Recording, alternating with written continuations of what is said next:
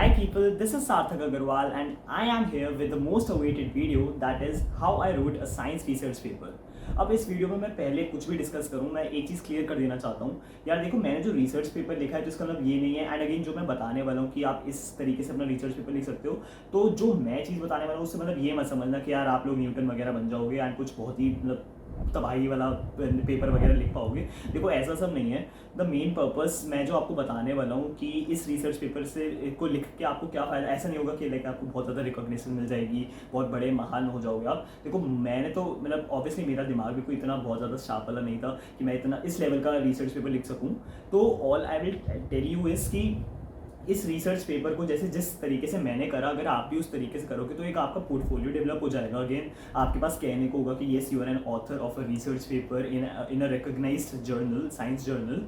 And इसी के साथ कहीं ना कहीं आपको खुद में कॉन्फिडेंस भी आएगा यार। अगेन अगर आप ये this can be considered as your first step towards your scientific discovery वाला जर्नी। तो अगेन बस ये चीज़ मैं क्लियर कर देना चाहता हूँ because you are extremely excited about this video. तो देखो, हो सकता है बिकॉज आई नो कि कुछ स्टूडेंट्स ऐसे होंगे जो बहुत ही मतलब क्रेजी लेवल वाला उनका दिमाग होगा एंड उन्होंने कुछ बहुत ही मतलब फाड़ू सा लाइक कॉन्सेप्ट ढूंढ रखा होगा, तो वो चाहते होंगे कि उनको एक तगड़ी सी रिकग्निशन मिले उसके लिए। तो देखो, वो चीज़ आई डोंट थिंक सो कि आपकी इस वीडियो से पूरी अच्छे से सेटिस्फाई हो सकती है, but it can definitely give you the first step towards that direction.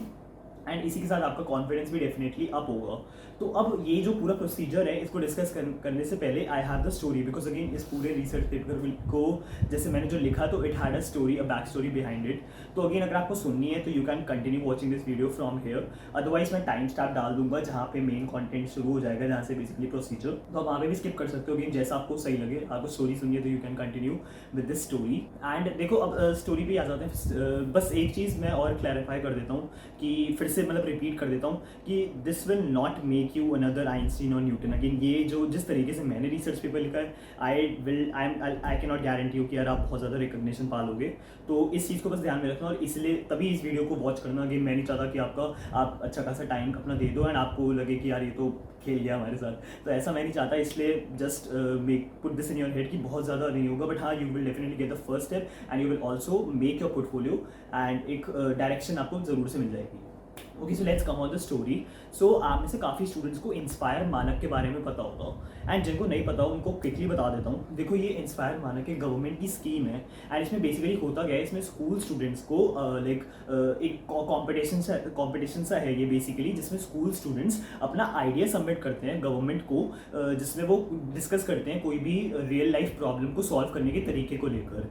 And वो आइडिया सबमिट होता है एंड उसके बाद अगर वो सिलेक्ट हो जाता है तो गवर्नमेंट हर वो स्टूडेंट को 10,000 रुपीज़ का कैश प्राइज देती है, which is basically a project money. तो अगेन वो गवर्नमेंट कहती है कि अब हम आपको 10,000 रुपीज़ दे रहे हैं एंड आप इससे हमें प्रोजेक्ट जो आपने लिखा है, अगेन हमें पहले लिखना होता है, टाइप करना होता है, बेसिकली वो डॉक्यूमेंट हमें शेयर करना होता है एंड वो अगर सिलेक्ट हो जाता है तो हमें फिर उसका प्रोजेक्ट बनाने के लिए 10,000 रुपीज़ मिलते हैं। एंड उसके बाद उसके स्टेजेस होते हैं, डिस्ट्रिक्ट लेवल होता है, स्टेट लेवल होता है एंड नेशनल लेवल होता है। नेशनल लेवल इसका अगेन राष्ट्रपति भवन में होता है, तो that is again moment of extreme pride अगर आप वहाँ तक पहुँच पाते हो। बट चलो, अब पूरी अच्छे से मैं अपनी स्टोरी बताता हूँ। तो मैंने 9th में आइडिया सबमिट करा था एंड वो 9th में मेरा आइडिया सिलेक्ट हो गया था एंड मुझे 10,000 रुपीज़ की प्रोजेक्ट मनी भी मिल गई थी। ये मुझे अराउंड आइडिया मैंने सबमिट करा था अराउंड सितंबर आई गेस। मैं इसके बारे में गारंटी नहीं हूँ कि आपको अगर डेट जाननी होगी तो I will try to put this in the like editing. तो उसमें मैंने तब आइडिया सबमिट करा था एंड फिर कैश जो डिस्पर्स होता है वो मार्च तक हो गया था। अब उसके बाद जो प्रोजेक्ट बनाने का टाइम होता है वो बेसिकली उसमें लाइक आइडिया सबमिट करने से प्रोजेक्ट बनाने में जो फेयर होती है, साइंस फेयर, डिस्ट्रिक्ट लेवल की साइंस फेयर, पहले उसमें 1 साल का ऑलमोस्ट गैप होता है। अगेन तो मैंने 9th में सबमिट करा था, तो 10th में भी दिसंबर में जाके नवंबर में हुई थी हमारी फेयर, तो नवंबर में जाके हमें वो प्रोजेक्ट बनाना था। अब देखो, दूसरी चीज़ पता तो था हमें कि हाँ नवंबर में फेयर होने वाली है, और उससे 1-2 महीने पहले भी हमारी मैम ने, जो कोऑर्डिनेटर मैम है, उन्होंने हमें बता दिया था कि अगेन प्रोजेक्ट आने वाला, फेयर आने वाली, तो प्रोजेक्ट बनाना शुरू कर दो। लेकिन तुम्हें तो पता है यार, अगेन डेडलाइन अगर इतनी लंबी होती है तो कोई पहले से तो बना के रखता नहीं है। तो मैंने भी नहीं बनाया, तो मैं भी ऐसी मजाक में ले रहा था कि हाँ होगी देखी जाएगी। एंड फिर फाइनली जब वो फेयर का डेट आ गया तो वो डेट भी ऐसी बड़ी मतलब ट्विस्टी सी थी, बिकॉज अगेन हमारे प्री बोर्ड भी 2 दिसंबर से स्टार्ट हो रहे थे एंड फेयर की डेट लास्ट ऑफ नवंबर की, अगेन 28-29 नवंबर के आसपास थी। तो काफ़ी बिल्कुल एज पे थी एंड प्रोजेक्ट बनाया नहीं हुआ था, प्रोजेक्ट भी बनाना था, फिर प्री बोर्ड्स भी थे, तो ये सब में मतलब जैसे तैसे प्रोजेक्ट बना लिया। एंड प्रोजेक्ट बनाने के बाद जब हम डिस्ट्रिक्ट लेवल फेयर में गए तो वहाँ पे प्रेजेंटेशन वगैरह जब मैंने करी तो अगेन मेरी प्रेजेंटेशन स्किल्स अच्छी थी अगेन बिकॉज एक तो मुझे थोड़ा सा एक्सपीरियंस है इन सब चीज़ों का। एंड दूसरी चीज़ अगर मैं आपको बताऊँ ना कि द मेन रीज़न कि मैं वहाँ पे मैं डिस्ट्रिक्ट लेवल में सिलेक्ट हो गया था अगेन, तो मुरादाबाद से मेरी सिटी मुरादाबाद है, तो अगेन उसमें मुरादाबाद डिस्ट्रिक्ट से मैं सिलेक्ट हुआ था एंड 2 स्टूडेंट्स और थे जो मुरादाबाद डिस्ट्रिक्ट से सिलेक्ट हुए थे। तो अगेन डिस्ट्रिक्ट लेवल फेयर मेरा भी स्टेज क्लियर हो गया था एंड कहीं ना कहीं वो क्लियर हुआ, वो इसलिए हुआ था बिकॉज मेरे पास ना लाइक प्रेजेंटेशन स्किल्स अच्छी थी, क्योंकि मुझे पता यार मैं जब जिस रूम में था एवरीवन वाज शॉक्ड कि मैं जिस हिसाब से प्रेजेंट कर रहा था that was like completely astonishing. कोई भी ऐसे मतलब सब जैसे बहुत नॉर्मल बोल रहे थे, लेकिन मेरी जो वॉइस थी वो पूरे रूम में सुनाई दे सकती थी। तो अगेन कहीं ना कहीं वो अच्छा था, लाइक प्रेजेंटेशन स्किल्स मेरी अच्छी थी and I was able to answer all the questions. अब इस चीज़ को जरा ध्यान से सुनना क्योंकि इसमें आगे एक ट्विस्ट आएगा इसी स्टोरी में। तो अभी तो डिस्ट्रिक्ट लेवल में जो भी क्वेश्चंस उन्होंने पूछे थे, जो मेनली जो जज होते हैं, तो उनके मैं सारे आंसर्स अच्छे से दे पाया था एंड इसी रीज़न से मैं सिलेक्ट हो गया था डिस्ट्रिक्ट लेवल पे। अब उसके बाद इसका स्टेट लेवल होता है एंड स्टेट लेवल भी इमीडिएटली नेक्स्ट वीक के अंदर अंदर आ गया था। एंड सोचो मैंने आपको बताया था मेरे प्री बोर्ड 2 दिसंबर से स्टार्ट हुए थे, तो येस ब्रो जो स्टेट लेवल हुआ था वो exactly on the day of my SST pre board था। तो फिर ऑब्वियसली यार ये चीज़ ज़्यादा बढ़िया है, तो फिर मैंने स्टेट जो अपने SST के प्री बोर्ड्स थे तो उनको स्किप नहीं हुआ था। अगेन मैंने लाइक प्रिंसिपल मैम ने मेरी उसको पोस्टपोन करा दिया था मेरे लिए। अगेन तो मेरे लिए एक अलग से पेपर बना था एंड वो बाद में हुआ था। उसकी भी स्टोरी बड़ी इंटरेस्टिंग है कि कैसे मैं उसमें बस फेल होते होते बचा हूँ। ये मतलब मैंने बिल्कुल ख़राब कर दिए थे वो, बस बचा ही हूँ। तो अगेन वो स्टोरी भी कभी डिस्कस करेंगे। बट द थिंग इज़ कि वो SST प्री बोर्ड के टाइम पर हमारी स्टेट लेवल फेयर हुई, तो मैं अपने पापा के साथ गया था। अगेन लखनऊ में हुई थी उस state level fair and Lucknow में again we went through car. तो उसके बाद जब हम वहाँ पे गए तो वो मतलब एक ही दिन की होती है ऑब्वियसली वो फेयर, तो वहाँ पे जाके हमने प्रेजेंट वगैरह करा एंड वहाँ पे ऑब्वियसली बहुत सारे प्रोजेक्ट्स आए थे बिकॉज अगेन हर डिस्ट्रिक्ट से जो भी सिलेक्ट हुए थे तो काफ़ी सारे प्रोजेक्ट्स थे। अगेन 60 to 70 प्रोजेक्ट्स थे, तो उसमें से भी 10 सिलेक्ट होने थे, 10 नहीं आएगी थोड़े से कम, बट इतने प्रोजेक्ट सिलेक्ट होने थे।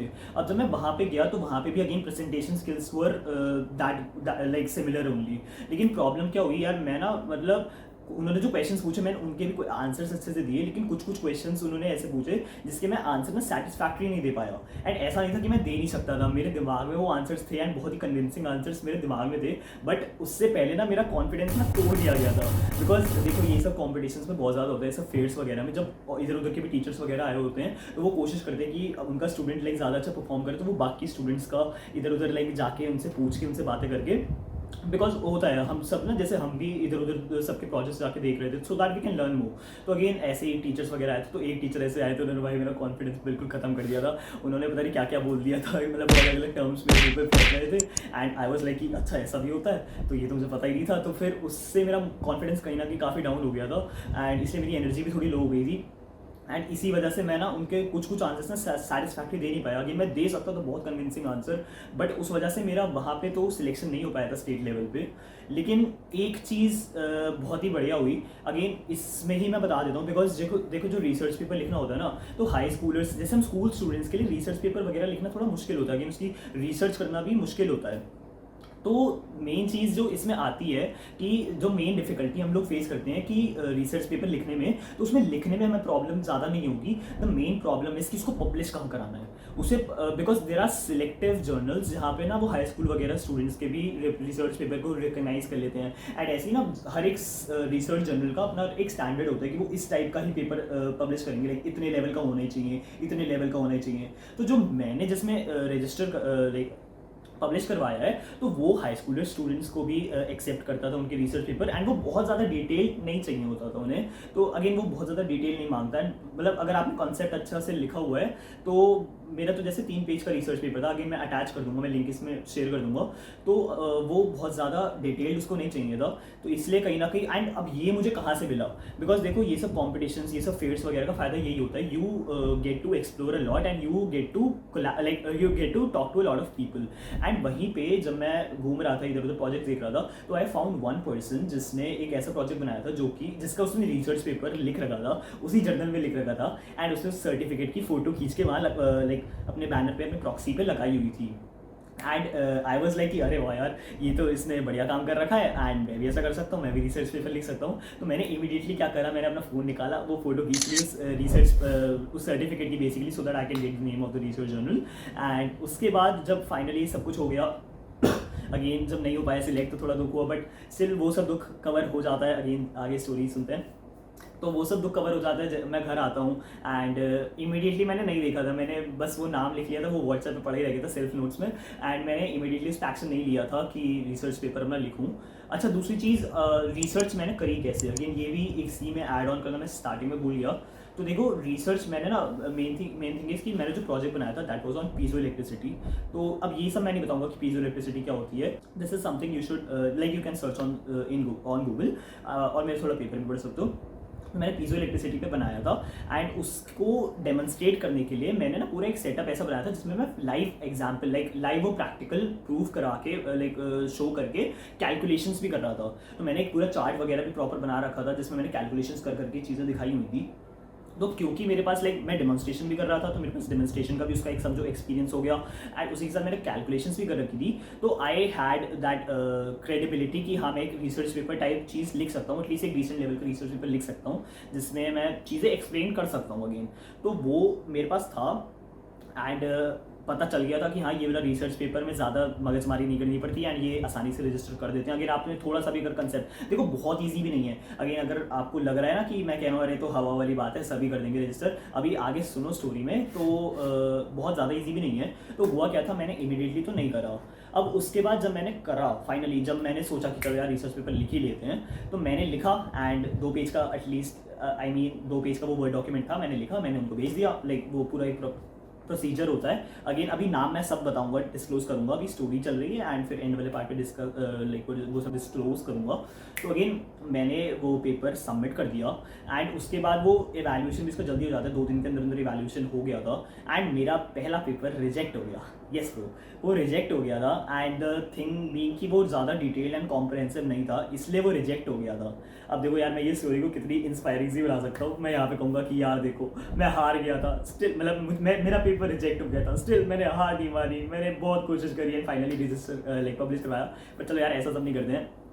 तो वो मेरा रिजेक्ट हो गया था। मैंने कहा चलो ठीक है, कोई नहीं, क्या ही जा रहा है, क्या पता नहीं करते होंगे, उनको अच्छा ही चाहिए होता, अच्छे लेवल का ही चाहिए होता होगा। ये तो मेरा परसेप्शन था ना कि हाँ ये इजी, तब तक तो मेरा परसेप्शन ही था ना कि ये एक ठीक ठाक लेवल वाले भी कर देते हैं। लेकिन जब रिजेक्ट हो गया तो मैंने कहा नहीं करते होंगे, तो फिर मैंने छोड़ दिया। एंड फिर आई गेस नेक्स्ट 10 से 15 दिन बाद मुझे आया कि यार चलो, उन्होंने यही तो लिखा था ना कि इतना कॉम्प्रहेंसिव नहीं है, थोड़ा और डिटेल डालो, और डिटेल इसमें ज़रूरत है रिसर्च पेपर में। तो मैंने कहा चलो यार ट्राई करते हैं, एक बार थोड़ा सा इसको रिफ्रेश्ड वर्जन ऑफ इट लिखने की कोशिश करते हैं, थोड़ी सी डिटेल्स और डालते हैं, थोड़ा सा ना और रिसर्च करके और कंटेंट निकाल के और कंटेंट को डालने की कोशिश करते हैं। तो मैंने यही करा इस बार। आफ्टर 10 to 15 डेज मैंने डिटेल्स वगैरह थोड़ी और डालने की कोशिश करी एंड उसकी लेंथ वगैरह बढ़ाई, उसको और कॉम्प्रहेंसिव एंड डिटेल बनाया, थोड़ी बहुत कैलकुलेशंस और डालने की कोशिश करी। And calculations in the sense, थोड़े जैसे अगेन हम जब भी कोई एक्सपेरिमेंट करते हैं तो we write number of calculations, number of बार बार हम वो एक्सपेरिमेंट को ट्राई करते हैं सो दैट हम एक एवरेज वैल्यू तक आ सकें।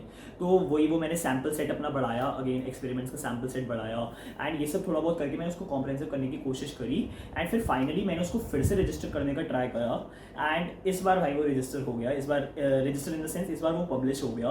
तो वो और एंड बहुत जल्दी हो जाता है प्रोसीजर। अगेन अब एक चीज़ मैं बता देता हूँ, पहले वो क्लियर करते हैं, पहले जब तक वो सिलेक्ट नहीं होता रिसर्च पेपर तब तक वो पब्लिश नहीं हो सकता है। तो पहली बार में मेरा रिजेक्ट हो गया था, अब दूसरी बार में वो सिलेक्ट हो गया था। अब उसको फाइनली पब्लिश कराने के लिए हमें एक फ़ीस देनी पड़ती है, एक ऑथर फीस देनी पड़ती है। तो मेरे टाइम पे अभी ऑब्वियसली चेंज नहीं होगी इतनी जल्दी, वो 1000 रुपीज़ थी। तो अगेन क्योंकि मेरा सिलेक्ट हो गया था तो मैं 1000 रुपीज़ पे करा के अपना पब्लिश करा सकता था। तो मैंने यही करा, मैंने 1000 रुपीज़ का पेमेंट करी and I finally got my research paper published. And ये पब्लिश भी जल्दी हो जाता है। अगेन मेरा 24 आवर्स के अंदर अंदर रजिस्टर हो गया था एंड इसी के साथ मेरा सर्टिफिकेट भी आ गया था। ओरिजिनल कॉपी, ओरिजिनल नहीं ऑब्वियसली सॉफ्ट कॉपी आती है तो ओरिजिनली, बट हार्ड कॉपी नहीं मिलेगी आपको किसी भी चीज़ की, सॉफ्ट कॉपी में ही मिलता है एंड वो सब चीज़ें रजिस्टर हो गई थी। तो अब let's come on the main part. Again आपको समझ में आ गया होगा कि मैंने कैसे रिसर्च पेपर लिखा and what was the story, कि मुझे नाम कैसे पता चला। अब यार देखो, उस रिसर्च जर्नल का नाम है IRJET, that is international research journal for engineering and technology. And ये आपको गूगल पे सर्च करने से मिल जाएगा प्रोसीजर कैसे लिखना है रिसर्च पेपर, वो सब उसमें मेंशन्ड है। उसमें एक ड्राफ्ट कॉपी होती है अगेन कि आप उससे इंस्पायर होकर समझ सकते हो कि अगेन कैसे लिखना है। एंड आप मेरा भी रिसर्च पेपर पढ़ के देख सकते हो कि मैंने किस वे में लिखा है, एंड वो सब चीज़ें आप कर सकते हो। एंड उसके अलावा what I would suggest you is कि देखो बेवजह मत लिखना। अगेन बेवजह मतलब ये नहीं है कि कुछ भी लिख के बेच दिया। कोशिश करना कि अच्छा ही लिखो, अच्छा ही लिखो, कोई अच्छा ही कॉन्सेप्ट जब आपने सोचा हो तभी लिखने का ट्राई करना। एंड लाइक उसको इस वाले रिसर्च पेपर में, रिसर्च जर्नल में पब्लिश कराने में आपको ज़्यादा इश्यूज़ नहीं होंगे, एंड ये सिलेक्ट जल्दी कर लेता है। अगेन बस थोड़ा सा कॉम्प्रिहेंसिव करना। एंड इसके बाद मान लो अगर आपने एक्चुअली में, जब आपको लगता है ना कि हाँ यार आपने कुछ बहुत ही अच्छा डिस्कवर करा है, बहुत ही अच्छा आपने कोई कॉन्सेप्ट बनाया है, एंड यू वांट कि हाँ यार इसमें मुझे रिकॉग्निशन भी मिलनी चाहिए अच्छी खासी, तो what you can do is कि आप पहले इसमें पब्लिश करा लो, एंड इसके बाद go on to another level, कोई और जर्नल ढूंढो, एंड लाइक उसके बारे में थोड़ी सी रिसर्च करो कि क्या वो बेटर है, क्या वो मुझे बेटर प्लेस करा सकता है, क्या उसकी क्रेडिबिलिटी ज़्यादा है, एंड उसमें अपना फिर से अप्लाई करने की ट्राई करो, एंड उसमें भी रिकग्नाइज करवाओ। वरना आप पहले से ही, अगर आपको बहुत ज़्यादा कॉन्फिडेंस है ना अपने ऊपर कि हाँ यार मैंने बहुत ही अच्छा लिखा है, बहुत ही कोई बढ़िया सा लिखा है, तो again you can find out, you can definitely research on Google. मैंने अपना केस बता दिया कि मुझे ये मिल गया, एंड ये इसने आसानी से कर दिया, क्योंकि इससे पहले भी मैंने रिसर्च पेपर लिखने का ट्राई कर रखा है, इस कॉम्पिटिशन से पहले भी मैंने ट्राई कर रखा है, एंड मुझे यहीं पर स्ट्रगल होता था कि मैं ढूंढ नहीं पाता था कि कौन सा रिसर्च जर्नल लेजिटिमेट है जिसपे मैं लिख सकता हूँ, जिसमें मेरा पब्लिश भी हो सकता है आसानी से, क्योंकि ना कंफ्यूजिंग होता है सबका ना फॉर्मेट वगैरह, जो लिखने का तरीका होता है, जो मेनली जो डॉक्यूमेंट लाइक पूरे फॉर्मेट में लिखना होता है ना वो सब, तो वो काफ़ी कंफ्यूजिंग सा रहता था। तो अगेन मुझे क्लैरिटी नहीं मिल पाई थी कभी, एंड मैं इसलिए लिख नहीं पाया था पहले। बट इस बार जब ये सब मुझे ये वाला एक पर्टिकुलर जर्नल पता चला, तो आई फेल्ट कि हाँ यार इसमें तो पब्लिश करना कोई ज़्यादा मुश्किल काम था नहीं। तो again a lot of people can try, बस तभी लिखना, बिकॉज अगेन मेरा भी रिजेक्ट हुआ था। दैट डज, बिकॉज मैं कह रहा हूँ कि इतना ज़्यादा मुश्किल नहीं है इसमें करना, दैट डज नॉट मीन्स कि आप कुछ भी दे सकते हो। मेरा भी पहली बार में रिजेक्ट हुआ था, तो अगेन इसलिए बस अच्छा लिखना, एंड कोई प्रॉब्लम नहीं आएगी, I don't think so. And अगर आप ये वीडियो देख रहे हो तो डेफिनेटली आपने कुछ ना कुछ बढ़िया सा सोच रखा होगा साइंस के लिए, तभी आप इंटरेस्टेड हो इस वाले कंटेंट के लिए। तो ज़रूर से यार लिखो, एंड लिखने के बाद जैसे ही वो पब्लिश हो जाता है तो डू लेट मी नो यार, कमेंट्स में बताओ कि हाँ यार भैया आपने बताया था, and we wrote the research paper, and हमारा भी लाइक सर्टिफिकेट वगैरह हमें भी मिल गया है, तो I will be more than happy to know it. And इससे डेफिनेटली यार आपका पोर्टफोलियो बिल्डअप हो रहा है, and things will go very good for you, and आपको बहुत सारा कॉन्फिडेंस मिलेगा कि हाँ यार आप साइंस में एक बिकॉज यार अच्छा लगता है, you will be called as an author of a research paper in a journal, in a science journal. So I guess यार मैंने सब कुछ बता दिया है, स्टोरी वगैरह बता दी है। अब देखो आपने भी फील तो करा होगा कि स्टोरी ज़्यादा थी, कंटेंट तो इतना सही है, एंड कुछ खास मैंने बताया नहीं, बट ठीक है यार, मतलब समझ गए ना कि आप क्या करना है, कौन से जर्नल पे आपको जाना है, एंड इतना मुश्किल है नहीं लिखना। इसके साथ आप इंस्पायर मानक को भी ज़रूर से एक्सप्लोर कर सकते हो, अपना आइडिया इस बार अपने स्कूल से, अगर आपका स्कूल नहीं देता है तो you can approach them, you can approach your teachers, and उनको ask like you can ask them कि आप हमारे स्कूल में भी करवाओ, लाइक इंस्पायर मानक के लिए आइडियाज़ सबमिट करवाओ, and may be you can also get, because again 10,000 का कैश प्राइस भी मिलता है, अगेन मुझे भी मिला था, तो वो भी अपने आप में बड़ी अच्छी बात लगती है, बड़ा अच्छा सा लगता है कि जब इतना अच्छा खासा अमाउंट आपके अकाउंट में आता है जस्ट बिकॉज कि आपने एक आइडिया सबमिट करा है, तो अच्छा लगता है यार। तो you can definitely look at these things, I hope you got everything. So I hope आपने ये वीडियो पूरी देखी होगी यार, लाइक कर दो, मैंने थोड़ा अलग सा कंटेंट बनाया, आई डोंट थिंक सो यार यूट्यूब पे कंटेंट मिलता है, एंड सब्सक्राइब कर दो यार इस चैनल को, एंड अपने यार और लोगों के साथ भेजो, बिकॉज अगेन अपने जितने भी जूनियर्स हैं आपके, जितने भी कजन्स वगैरह हैं, तो उनके साथ शेयर करो, so that they can also be benefited from this video, because again this is not a general 10th topic जो मैं कवर करता हूँ, तो ये वो वीडियो नहीं है, ये सबके लिए है, अगेन ऑलमोस्ट हर स्टूडेंट के लिए है, हर एक स्कूल स्टूडेंट के लिए है, तो डू शेयर विद देम, अपने जूनियर्स अपने कजन्स के साथ एटलीस्ट भेज ही सकते हो, तो ज़रूर से भेजो यार, हेल्प देम पीपल, वो भी अगेन लिख पाएँ अगर रिसर्च पेपर वगैरह, अगर उनको साइंस में इंटरेस्ट है तो definitely you can share with them, and ठीक है यार, बाय बाय।